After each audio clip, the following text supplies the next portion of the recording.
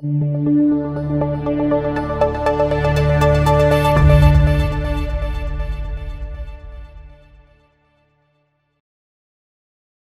comenzamos el taller de esta tarde. Buenas tardes a todos. Yo soy Virginia Moro, soy la responsable de pacientes de Vitaler y os doy la bienvenida a estos talleres Paciente Vital. Para nosotros es fundamental que nuestros pacientes y sus familias tengan acceso a una buena información sobre su patología y su tratamiento, y por eso hemos creado estos talleres que nos permiten acercarnos a los pacientes de toda España. Como estamos viendo, tenemos pacientes esta tarde de muchas zonas de España gracias a que son online y además son impartidos por nuestros profesionales sanitarios, con lo cual garantizan que la información que compartimos es absolutamente fidedigna. Tenemos un completo programa para este 2021 que se puede consultar a través de nuestra página web www.vitalaire.es y bueno, ahí podréis ir encontrando información sobre los distintos talleres que vamos a desarrollar. El taller de esta tarde trata sobre la apnea del sueño y los hábitos de vida saludables. Y antes de dar comienzo, voy a compartir mi pantalla porque vamos a compartir con vosotros las normas del taller que vamos a desarrollar esta tarde para poder llevarlo con agilidad. ¿Se ve mi pantalla, verdad? Sí. Vale, pues en primer lugar el taller va a ser grabado, de tal forma que todos los participantes que después quieran acceso a la grabación nos lo pueden solicitar al correo electrónico que aparece ahí, es-atencionpaciente@equide.com. Se lo haremos llegar. Recomiendo a los participantes que no quieran aparecer, que tapen la cámara y que tengan el micro apagado. Eso sí, que durante la presentación recomendamos tener el micrófono apagado porque si no, no vamos a poder escuchar bien. Y en cualquier momento, cualquier duda que surja, sí que la pueden plantear a través del chat o bien quitando el silencio del micrófono y pueden preguntar lo que necesiten, cualquier duda que les surja. Así que, bueno, con estas normas básicas vamos a dar paso ya al taller presentando a nuestros ponentes de esta tarde, que son, por un lado, Isabel Ortega, que es enfermera de Vitaler, es responsable asistencial referente en Madrid y tiene 7 años de experiencia en las terapias respiratorias a domicilio. Y además tenemos la suerte de contar con un paciente experto en apnea del sueño, que es Francisco Ribes, que nos ayudará a lo largo del taller también a contar su experiencia y cómo él se ha adaptado a esta terapia de CPAP. Así que, sin más, doy paso a mi compañera Isabel, que nos va a ilustrar sobre el tema. Adelante, Isa. Hola, buenas tardes. Bueno, pues gracias por la presentación, Virginia. Y bueno, me gustaría dar las gracias a todo el mundo que nos acompaña en este taller, tanto pacientes, cuidadores, familiares y, bueno, y al resto de público y compañeros que sé que están por ahí. Y también quiero hacer una mención especial a la participación de nuestro paciente experto. Gracias, Francisco Reyes, porque, bueno, todo lo que nos puedas aportar, desde luego que va a ser de gran ayuda para todos nosotros. Deseo, por otro lado, que este taller, como dice Virginia, sea enriquecedor para todos y llegue a cumplir nuestras expectativas. Desde Vitalaire estamos convencidos de que un buen conocimiento de la patología del paciente les va a ayudar a una buena aceptación y adhesión al tratamiento, y con ello vamos a conseguir una mejora en la calidad de vida del paciente. Vamos a intentar hablar en un lenguaje más o menos claro y sencillo y bueno, y luego ir resolviendo todas las dudas que les vayan surgiendo. Espero que todo lo que digamos sirva para reforzar todos esos pequeños detalles que les ha podido dar su médico, así como las recomendaciones que les han ido dando nuestros compañeros de Vitalaire. Y por último, no me enrollo más y pasa la presentación, Virginia. Bueno, lo que les decía, para nosotros el paciente es el centro de la actividad, de tal manera que todo lo que hacemos es por y para el paciente. Por eso queremos que se consideren como la parte más importante de este proceso, es decir, son el protagonista de todo lo que vamos a hacer, ¿vale? Hemos hecho un pequeño índice pues, para estructurar cuáles son las partes que vamos a ir mostrándole durante el taller. Vale. Bueno, el problema que, vamos, de lo que vamos a hablar esta tarde, la apnea del sueño, ¿vale? Realmente, ¿qué es eso de la apnea del sueño? Bueno, pues la apnea del sueño, a mí hay, siempre en la mayoría de las escuelas, me gusta empezar con una pregunta. Se supone que los pacientes acuden a la escuela para que les demos esta pequeña charla. Yo siempre les hago una pregunta. ¿Quién de ustedes ronca? ¿Por qué? ¿Por qué pregunto lo del ronquido? Porque es algo muy característico del paciente que tiene apnea del sueño. ¿Realmente qué sucede durante la apnea del sueño? Bueno, pues la apnea del sueño es un problema de salud que ocurre cuando se detiene la respiración del paciente mientras éste está dormido, de tal manera que hace que mi vía aérea se cierre por completo o se bloquee de una manera parcial. Cuando se bloquea de una manera completa es lo que llamamos una apnea. Si hay un mínimo bloqueo, un bloqueo parcial, estaríamos hablando de una hipoapnea. Como ven, afecta mayoritariamente, principalmente a hombres, pero también hay un porcentaje de mujeres y de niños. Está muy relacionado con la edad, ¿vale? Porque es un factor de riesgo. A medida que aumenta la edad, los intervalos de hombre y mujer se ven prácticamente igualados.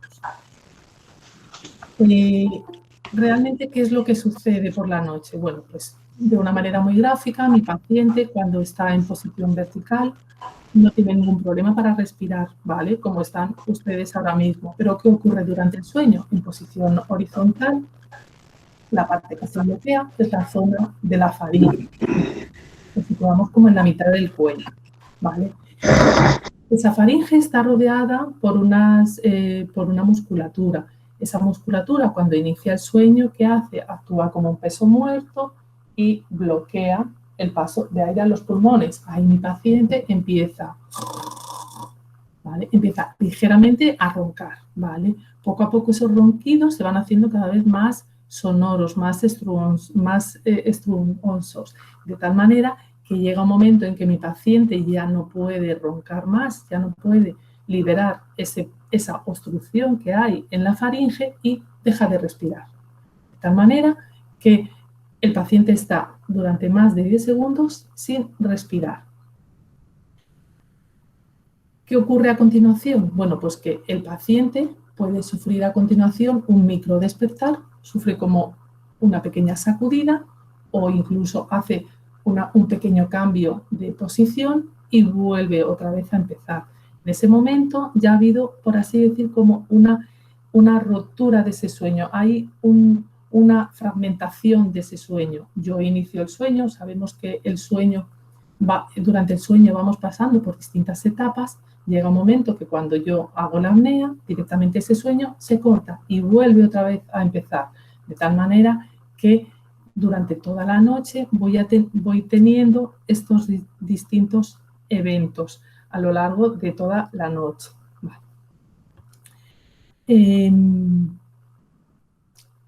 ¿Qué ocurre cuando yo dejo de respirar? Bueno, pues algo puramente lógico. Mis niveles de oxígeno disminuyen, ¿vale? De tal manera que mi cuerpo está sometido a realizar un montón de procesos fisiológicos que no vamos a entrar en ellos sin tener ese oxígeno, ¿vale? Entonces, mi paciente durante toda la noche, tengo un paciente que está dejando de respirar y no está obteniendo el oxígeno del medio ambiente, ¿vale? ¿Cómo podríamos diferenciar si realmente un paciente es más, qué grado de severidad tiene la apnea del sueño? Bueno, pues la mayoría de los pacientes pasan por un cribado. La prueba para llegar al diagnóstico de la apnea del sueño es la poligrafía respiratoria. Es un pequeño aparatito que les habrán dado a la gran mayoría de ustedes si son pacientes y se coloca a la altura del tórax con dos bandas, una torácica y otra abdominal, y también le habrán dado un pulsiosímetro y unas cánulas para detectar el flujo. Con todo eso queremos reproducir realmente qué es lo que ocurre por la noche cuando mi paciente duerme. Ese pequeño aparatito me va a grabar todo lo que va sucediendo, de tal manera que al día siguiente, cuando el médico lo descarga en su ordenador, aparecen todos los pequeños eventos o no que haya podido tener mi paciente. De tal manera que en función de lo que salga en la poligrafía podemos formar como 3 grupos. Yo puedo decir que un paciente sufre de apnea leve cuando hace menos de 5 eventos a la hora, es decir, cualquiera de los mortales que no hagan eventos, cualquiera de nosotros estaríamos dentro de ese grupo de apneas leves, ¿vale? Seguiríamos al siguiente grupo de un paciente que tiene apneas moderadas cuando el rango de apneas que realiza a la hora está entre 15 y 30 veces por hora. Y luego el paciente se considera que tiene una apnea grave cuando hace más de 30 apneas a la hora, ¿vale?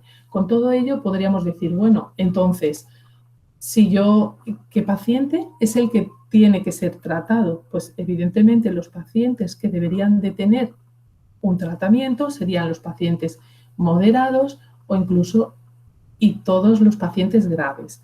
En cuanto a los pacientes moderados, siempre la prescripción va a ser una prescripción basada en el neumólogo. El neumólogo también va a valorar otra serie de factores. Por ejemplo, ¿hay algún tipo de patología subyacente que pueda ser subsidiaria de poder corregirse o de poder mejorar corrigiendo estos eventos? Entonces, siempre esto va a ser a valoración del médico. Sí decirles que si tienen una apnea entre moderado y grave, generalmente la mayoría de ustedes van a recibir el tratamiento de CEPAP. Pasa, Virginia. Vale. Bueno, y ahora nos podríamos preguntar, bueno, y ustedes se podrían preguntar, bueno, ¿y por qué me sucede esto, no? O sea, ¿por qué yo hago apneas y, por ejemplo, la persona con la que duermo no las hace? Bueno, pues realmente no hay una causa concreta que yo pueda atacar y decir, venga, voy a intentar corregirla. No, es algo multifactorial. Existe más de un factor que pueden llegar a producir estas apneas. Por ejemplo, los factores fisiológicos. Hay personas que a lo mejor tienen el cuello muy corto, hay personas que a lo mejor tienen la fisionomía de la garganta es mucho más estrecha. Hay otro tipo de personas que el maxilar inferior es mucho más corto en comparación con el maxilar superior. No todo el mundo tenemos la misma forma del paladar. Por ejemplo, hay pacientes que la base de la lengua, que es un músculo muy potente, aunque nosotros solamente cuando sacamos la lengua vemos una porción muy pequeñita, en su base la lengua hay gente que la tiene muy desarrollada y es bastante grande, etc. Luego también el hecho de dormir boca arriba. El hecho de dormir boca arriba va a hacer que ese número de apneas pueda verse ligeramente incrementado. ¿Por qué? Porque cuando yo duermo boca arriba, como la foto del paciente ese, la lengua lo que va a hacer se va a retraer hacia atrás y me va a cerrar prácticamente lo que es el paso del aire a los pulmones, ¿vale? Por eso las indicaciones son intente dormir de medio largo. Otras causas ajenas que también y que podríamos de alguna manera nosotros incidir en ellas sería, por ejemplo, el tabaco. El tabaco es un irritante de la vía aérea, con lo cual me va a irritar toda esa mucosa y va a hacer que el espacio por el cual tiene que entrar el aire se vea reducido. El alcohol, no olvidemos, es un depresor del sistema nervioso central y lo que hace es relajar toda la musculatura faríngea, ¿vale? Con lo cual, pues bueno, si yo evito tanto el tabaco como el alcohol, bueno, pues voy a mejorar muchos aspectos, incluidos también las causas que puedan originar las apneas. Y luego, hay muchas personas que tienen necesidad, por problemas que tienen para dormir, insomnio y demás, de tomar algún tipo de medicación. No olvidemos que la mayoría de los inductores para el sueño suelen tener un componente de relajante. Si es un relajante que me va a relajar la vía aérea, la musculatura, pues bueno, va a facilitar que se produzca con mayor facilidad esas apneas que con anterioridad hemos hablado. Vale. ¿Qué consecuencias podríamos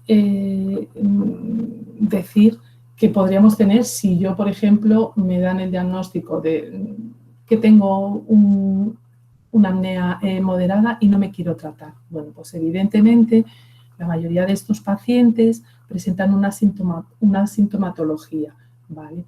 Generalmente la mayoría de ellos, porque suele ser uno de los síntomas más característicos junto con el ronquido, es una hipersonolencia diurna. El paciente al día siguiente no ha descansado bien, se encuentra muy cansado, somnoliento, se encuentra así como medio adormilado, o sea, no sabe qué le ocurre. Por más horas de sueño que echa, no consigue recuperarse, no consigue levantarse con energía, ¿vale?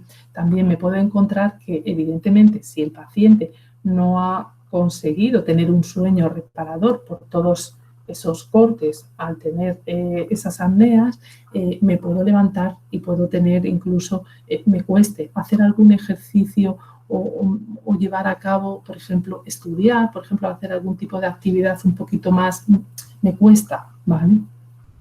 Luego, el paciente va a seguir roncando, ¿vale? Los ronquidos van a seguir sucediendo, es decir, las apneas día tras día van a seguir sucediéndose, ¿vale? Los problemas de sueño también los voy a tener. Incluso muchos de estos pacientes suelen hablar por la noche, incluso suelen tener pesadillas, etcétera, ¿vale?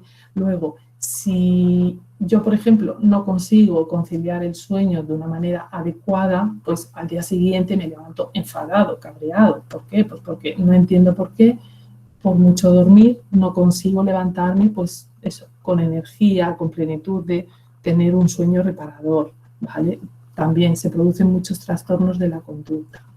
Y luego, a nivel, en cuanto a alteraciones en el sistema cardiovascular, ahí ya nos encontramos multitud de ellas, ¿vale? Principalmente, por ejemplo, arritmias cardíacas. Muchos pacientes empiezan, no sabemos si ha sido antes la apnea y lo derivado de eso la arritmia o vienen de la par, problemas hematológicos, ¿vale? Hipertensión también, muchos pacientes que vienen con una hipertensión que es muy difícil de controlar. Por mucho que varía la medicación, no hay manera de controlar ese paciente, ¿vale? Y no olvidemos pues, los accidentes cerebrovasculares, como por ejemplo ictus, derrames cerebrales, etcétera, ¿vale? Bueno, llegado a este punto, ¿qué podríamos decir? O sea, ¿qué podemos hacer nosotros o cómo podemos tratar este problema que hemos visto que el paciente padece? Bueno, pues por un lado vamos a buscar la solución que me mantenga la vía aérea respiratoria abierta mientras estoy dormido, ¿vale? ¿Ese equipo cuál es? Pues esas siglas que ven ahí, CPAP, ¿vale?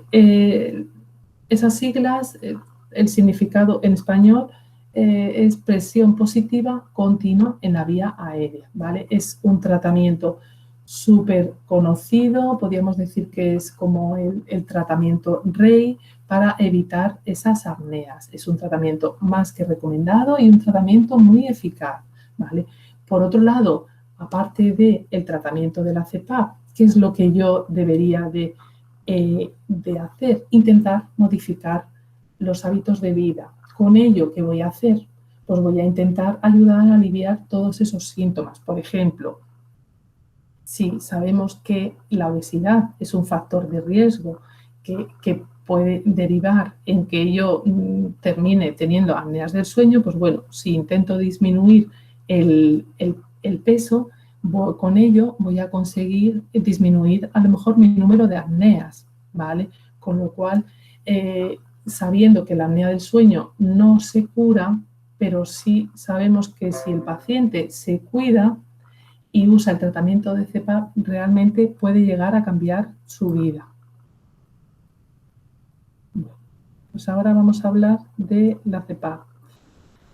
Bueno, la CPAP realmente, ¿qué es esto de la CPAP? Bueno, pues la CPAP es un compresor pequeñito, generalmente, un dispositivo que lo que va a hacer es coger el aire generalmente por la parte de atrás, el aire que está en el ambiente, por eso es muy importante que no fumemos en los sitios donde vamos a dormir, ¿vale?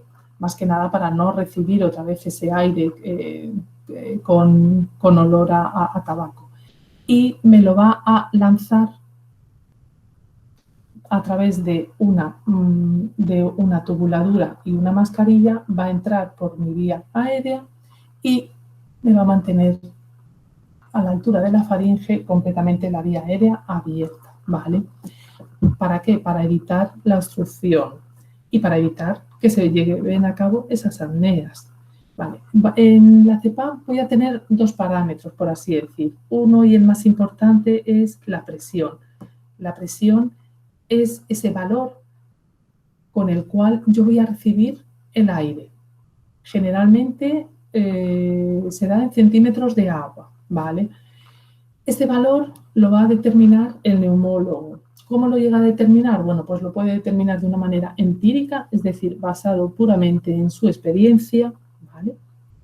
Aquí, por ejemplo, tenemos médicos que a todo el mundo les ponen una presión de 8, ¿vale? Pues nada, una manera empírica, sin hacer ningún tipo de medición ni nada.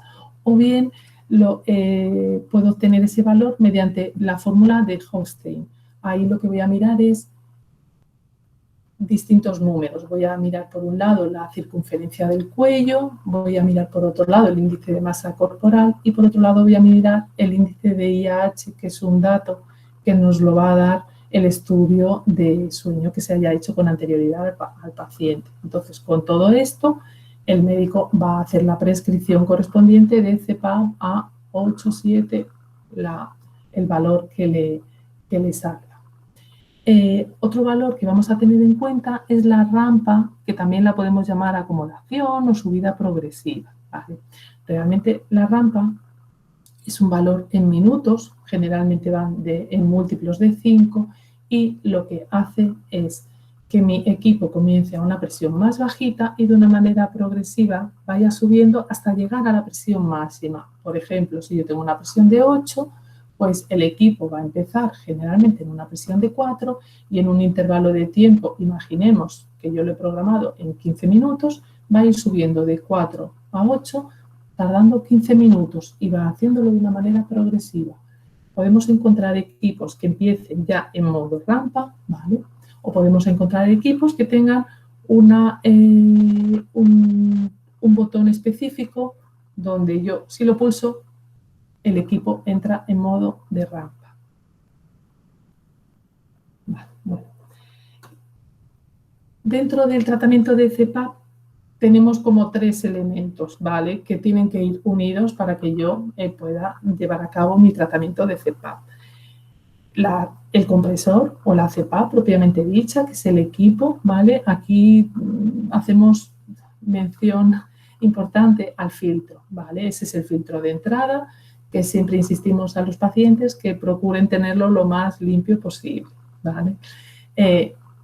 Luego tendríamos el circuito, tubuladura, tubo, manguera, lo podemos llamar en esos cuatro términos, ¿vale? Y es un tubo, generalmente mide 1,83, es decir, algo menos de 2 metros, y los dos extremos son blanditos. Es un tubo que es muy difícil de doblar, es muy difícil de aplastar, es muy difícil de romper, ¿vale? Tiene unas especificaciones especiales, ¿vale? Y por último ya sería lo que es la mascarilla y el arnés para sujetar o correas, ¿vale? Esto es lo que va a ir conectado directamente a la nariz del paciente, ¿vale? Vale. ¿Cómo lo tendría que utilizar? Bueno, pues una vez que cuando a mí me van a hacer el alta, todo esto que yo les estoy explicando, se supone que el asistencial se lo va a explicar, ¿vale? Y también les va a probar la mascarilla y les va a indicar todo cómo lo tienen que hacer, de tal manera que cuando yo llego a casa lo tengo ya todo perfectamente explicado, y encendido, y tengo por un lado la CPAP, por otro lado la tubuladura y por el otro lado la mascarilla. Entonces solamente tengo que conectar en los dos extremos del tubo, en uno iría conectado directamente a la CPAP y el otro iría directamente conectado a la mascarilla, ¿vale? De tal manera que yo cuando llego a casa pues tengo que conectarlo a la corriente, ¿vale? Es un equipo que solamente funciona conectado a la corriente, ¿vale?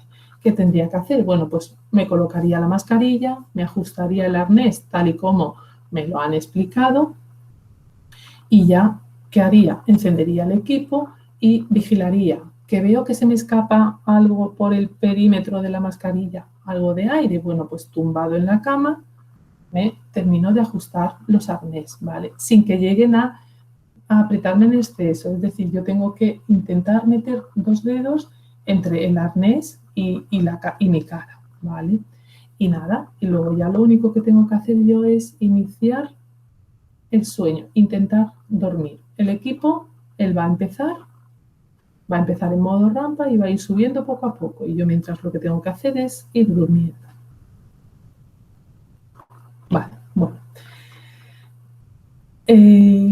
Sabemos que la CPAP es un tratamiento seguro, pero sí que es verdad que durante los primeros días, bueno, pues voy a estar en lo que nosotros llamamos el periodo de adaptación y bueno, voy a poder tener un montón de dudas o me van a ir surgiendo distintas sensaciones, ¿vale? Entonces, aquí damos como unos consejos, pues bueno, para ver si de alguna manera les pueden ayudar para estos primeros días, ¿vale?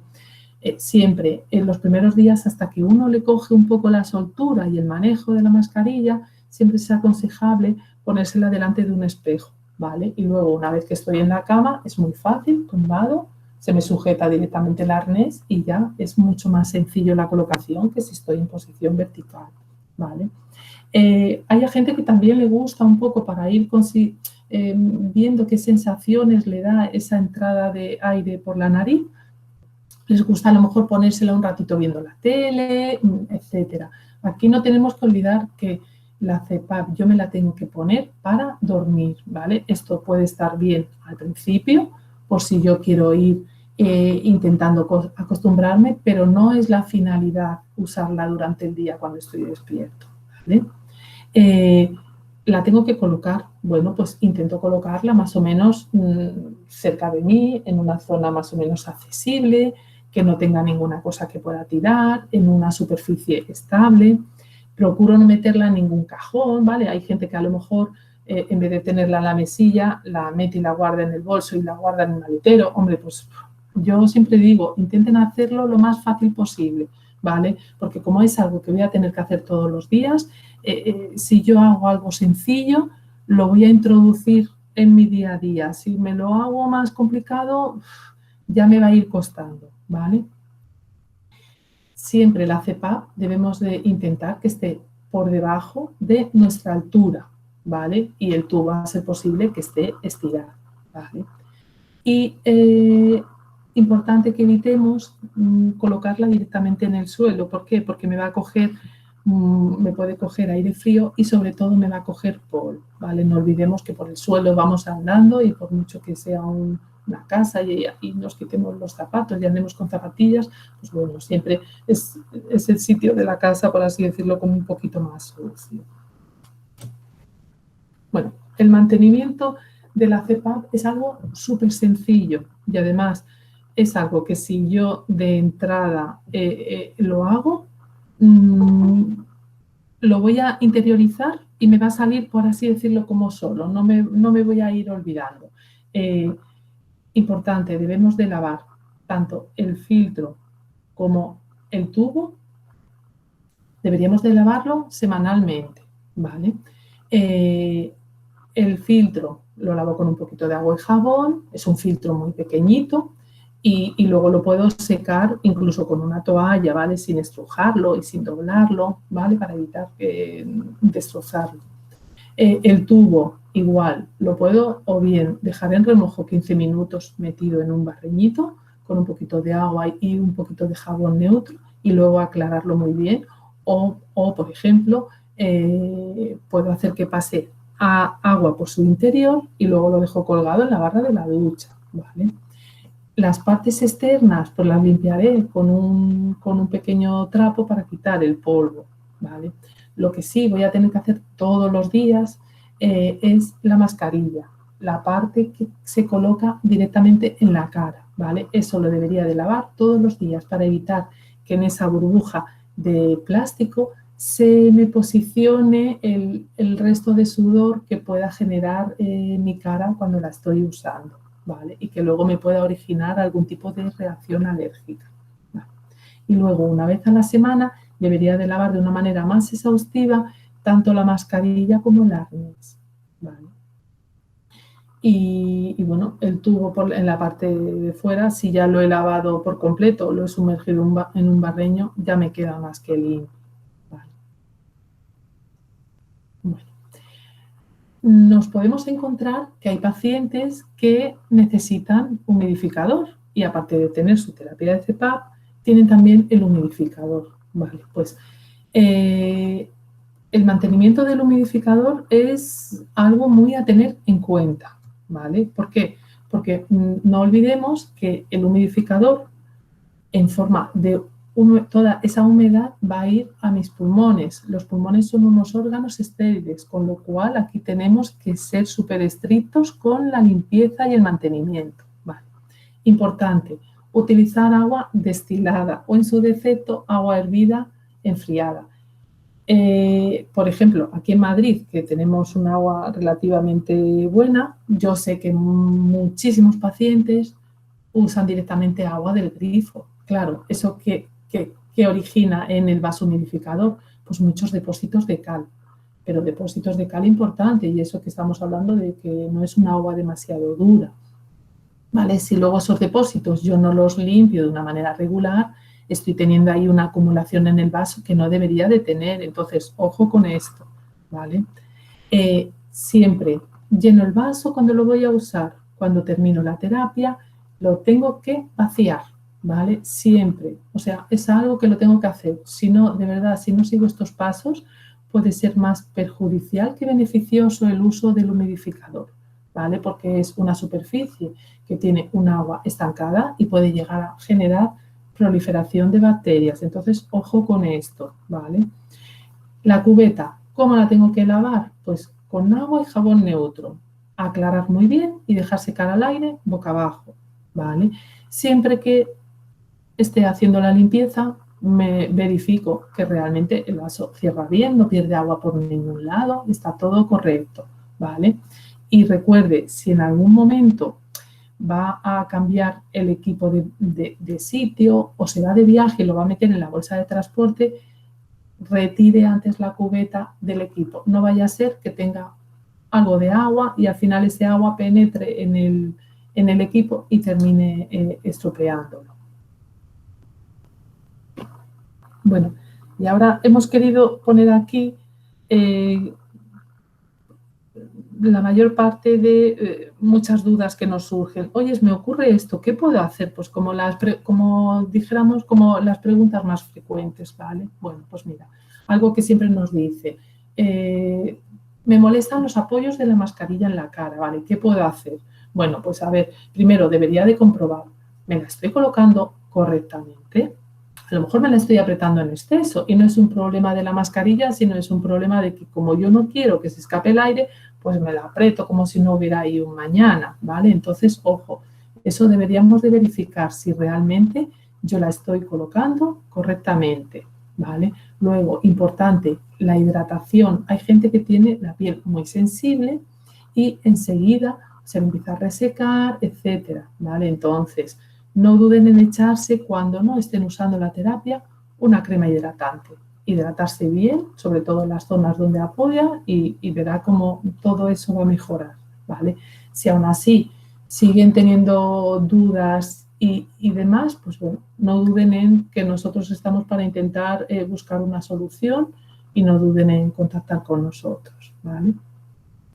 Por ejemplo, llama un paciente, es que me produce sequedad o mira, es que tengo congestión nasal. Bueno, pues habrá que valorar cada uno de esos casos. La recomendación que se da principalmente es, primero, antes de iniciar la terapia, tanto al inicio de CPAP como cuando ya la termino, la base con unas gotitas de suero fisiológico, las monodosis, estas que solemos tener por casa para cualquier tipo de limpieza, esas nos pueden servir, unas gotitas en cada suero, en cada orificio nasal, y lo que hacen es hidratarme esa mucosa que va a recibir ese chorrito de aire, ¿vale? Si aún así todavía persiste y no desaparece ni esa sequedad ni esa congestión nasal que le hace generar mucosidad, pues bueno, no se preocupe, que para eso se le podría instalar, por ejemplo, un humidificador calentador, ¿vale? Para darle un poquito de humedad a esa vía aérea, ¿vale? O incluso podría ir al médico en los casos un poquito más extremos y le podría mandar algún spray nasal para mitigar esa reacción, ¿vale?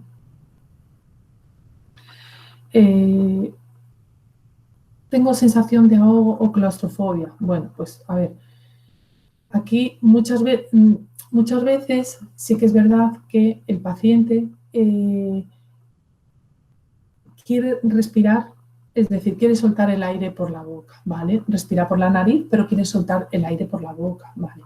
El truco para evitar esta sensación de claustrofobia o ahogo es indicarle al paciente que hasta que se quede dormido tiene que inspirar y expirar todo por la nariz, ¿vale? Mi respiración tiene que ser completamente nasal, ¿vale? De tal manera que tengo que mantener los labios cerrados y en ningún momento abrir la boca, ni tener esa sensación o querer expulsar el aire por la boca, ¿vale? Aún así, también se puede usar la rampa. ¿Por qué? Porque sí que es verdad que al principio, yo siempre lo digo, esto es como nos tenemos que conocer, la CEPAP me tiene que conocer a mí y yo tengo que conocer a la CEPAP. Nos tenemos que acostumbrar el uno al otro, ¿vale? Entonces, dense su tiempo. No significa de que lo tengo que hacer algo rápido, sino que lo voy a hacer de una manera tranquila, con paciencia. Voy a echarle tiempo y, como todo el mundo, voy a terminar consiguiéndolo, ¿vale? Entonces, paciencia. Muchas veces nos desesperamos, queremos hacer las cosas súper rápido, súper bien. Bueno, no hay ningún problema, ¿vale? Si aún así, después de utilizar todos estos trucos y consejos, ve que nada, bueno, pues puedo ir al médico y a lo mejor el médico pues puede valorar si quiere hacer algún tipo de modificación en el tratamiento, ¿vale? Quiere bajar la presión o, bueno, o quiere realizar algún tipo de modificación, ¿vale? Hay pacientes que también nos refieren que de repente tienen la sensación como el abdomen hinchado de aire, ¿vale? Es en el menor de los casos, se suele dar en unos porcentajes muy bajitos, ¿vale? Entonces, ahí en esos casos es un poco corregir la postura de sueño, ¿vale? Intentar dormir preferentemente de medio lado, en el lado izquierdo, levantar un poquito el cabecero de la cama, ¿vale? Por ejemplo, puedo doblar unas mantas y meterlas debajo de la parte del cabecero del colchón, y luego ya, si esto persiste y me es muy molesto, ¿vale? Sobre todo porque al día siguiente me levanto con la sensación de hinchazón y demás, bueno, pues puede acudir al médico a ver si, bueno, puede hacer una nueva valoración, ¿vale? ¿Y qué ocurre si los ojos los tengo irritados? Bueno, pues generalmente suele ser porque el aire fuga y va directamente a los ojos, y entonces me levanto con los ojos completamente rojos y con esa molestia, como si fuera un ojo resfriado, ¿vale? Entonces, aquí el problema seguramente sea que la mascarilla, o bien no me la estoy colocando correctamente, o bien estoy con una mascarilla con una talla un poquito más alta, de tal manera que se me introduce en el último arco entre los ojos, ¿vale? Entonces, aquí tendría que llamar y decir, oye, valoración para una nueva mascarilla para solucionar este problema. Bueno, lo del ruido. Bueno, la verdad es que lo del ruido, cada vez se reciben equipos menos ruidosos. Es decir, con un nivel de ruido mínimo. Está claro que es un equipo que está funcionando, y a ver, si yo pegara la oreja completamente, sí que notaría que hay algo ahí que está haciendo su pequeño ruido, ¿vale? Entonces, Lo puedo intentar alejar un poquito, si lo tengo muy cerca de mí, soy una persona muy sensible a los ruidos, bueno, le podría alejar el equipo un poco, ¿vale? Si aún así todavía considero que tiene a lo mejor un ruido, bueno, pues se ha podido descolocar, empezar a hacer ruido la máquina, no sabemos por qué, pues a lo mejor alguna caída accidental o algo, bueno, pues puedo llamar y decir que vengan a revisar el equipo para ver si está todo ok o para ver si hay un equipo, bueno, que pudiera hacer algo menos de ruido, ¿vale? Y si me voy de vacaciones, pues fenomenal, me llevo el equipo y debería de informar, llamar al call center y indicarle dónde voy a ir. ¿Por qué? Por si en esas vacaciones tengo algún pequeño percance y, bueno, y alguien me tiene que dar algún tipo de solución a ello, ¿vale? Ellos ya me indicarían dónde podría ir y cuáles serían los pasos a seguir, ¿vale? Igual, si viajo en avión no es ningún inconveniente para realizar viajes, ¿vale? Lo importante, puedo llevar incluso el certificado de que la CEPAP es un tratamiento médico para evitar que pase por los arcos de seguridad. Aún así, si pasan por los arcos de seguridad, no se preocupen porque no sufre en ningún momento nada el equipo. Y lo único, eso sí, vayan con tiempo porque con los controles de seguridad que hay en los aeropuertos, pues bueno, pues a veces le hacen a uno esperar más de la cuenta, ¿vale? Bueno, y más preguntas en general. Pues bueno, imaginemos que quien sufre apnea es un conductor profesional o, por ejemplo, un camionero, ¿vale? Que se dedica a hacer pues, rutas por toda España. Pues me preguntaría, oye, ¿yo me la puedo llevar? Porque hay días que duermo fuera de casa, perfectamente, ¿vale? Actualmente hay modelos que funcionan con la conexión del mechero y están preparados para ello. Entonces, nada, el paciente se lo puede llevar para tanto si duerme en camión como los días que duerma en su casa sin ningún problema, ¿vale? Bueno, ¿y si mi pareja no soporta la máquina? Bueno, pues aquí yo muchas veces cuando me lanzan esta pregunta, yo siempre les rebato y les digo, a ver, usted, antes de que le diagnosticara apnea del sueño y viniera aquí a recoger el equipo, ¿usted roncaba? Sí, sí, porque mi mujer dormía en otra habitación separada. Y le digo, pues mire, dígale a su mujer que ya con el equipo ya no va a roncar, ya pueden volver a dormir juntos. Entonces, pues bueno, esto siempre es valoración. Cada persona tiene un nivel sonoro, por así decir. Hay gente que es muy susceptible de cualquier ruido, el más mínimo ruido le molesta. Y hay gente pues, que a lo mejor no tiene esas sensaciones, ¿vale? Entonces, pues bueno, esto sería para valorar, a ver qué se puede hacer en esos casos, ¿vale?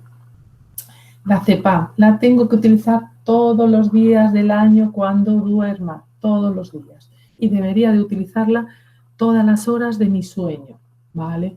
Está más que demostrado que tengo que tener un mínimo de horas para empezar a notar mejoría en los síntomas que tengo, ¿vale? Entonces, ese mínimo está entre 4 o 5, de ahí para arriba, ¿vale? Con lo cual, todas las noches del año y todas las horas de mi sueño, ¿vale? Y bueno, ¿aquí qué hago si me resfrío? ¿Me tendría que quitar la CEPAP? Bueno, pues aquí siempre yo les digo, actúen con lógica, ¿vale?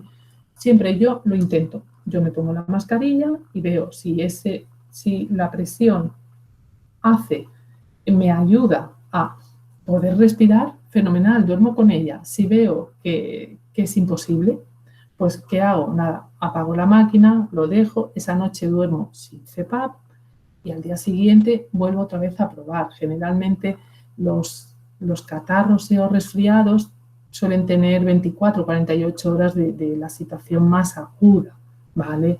Luego se suelen resolver sin ningún problema.